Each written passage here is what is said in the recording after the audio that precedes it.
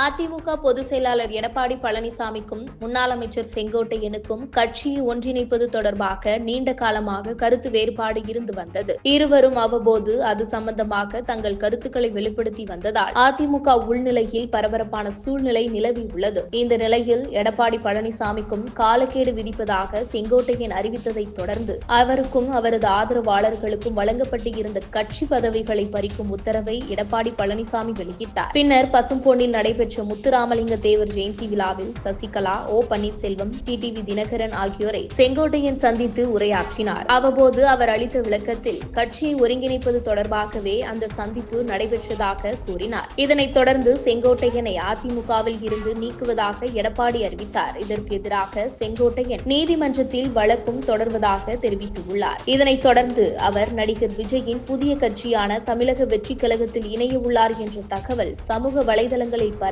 வருகின்ற 27ஆம் தேதி விஜய் முன்னிலையில் அவர் கட்சியில் இணைவார் என்ற செய்திகளும் வெளியாகியுள்ளது. இந்த தகவல் உண்மையா அல்லது வதந்தியா என்பது தெளிவாக தெரியவில்லை என்றாலும் அது தமிழக அரசியல் வட்டாரத்தில் பெரும் பரபரப்பை ஏற்படுத்தியிருக்கிறது. செங்கோட்டையன் போன்ற மூத்த தலைவர்களை நீக்கி அதிமுக உள்நிலை நிலைப்பாட்டை சவாலுக்கு உள்ளாக்கும் வகையில் பார்க்கப்படுகிறது. அதே சமயம் அவர் விஜயின் கட்சியில் இணைந்தால் அது புதிய கட்சிக்கு பெரும் வலிமையை அளிக்கும் என்றும் தமிழக அரசியல் சூழ்நிலையை மாற்றக்கூடியதாக இருக்கும் என்றும் பலர் கருத்து தெரிவித்தார்கள். மறுபுறம் இபிஎஸ் தனது தலைமையை வலுப்படுத்தும் முயற்சியில் கட்சியில் ஒழுங்கு மற்றும் கட்டுப்பாட்டை வலியுறுத்தி 2026 தேர்தலுக்கான தயாரிப்புகளை தீவிரப்படுத்தி வருகிறார். செங்கோட்டையன் ஒருங்கிணைவு அவசியம் என வலியுறுத்தி அதிமுக மீண்டும் ஒருங்கிணையும் என்ற நம்பிக்கையை வெளிப்படுத்தியிருக்கிறார். இதனால் இந்த விவகாரம் தற்பொழுது அதிமுக உள்நிலை அரசியலையும் விஜயின் புதிய கட்சியின் வளர்ச்சியையும் தமிழக அரசியல் எதிர்காலத்தையும் பாதிக்கும் முக்கியமான பரபரப்பான செய்தியாகவும் மாறியுள்ளது. மேலும் இது போன்ற உங்கள் கருத்துக்களை கமெண்ட் பாக்ஸில் கமெண்ட் பண்ணுங்க.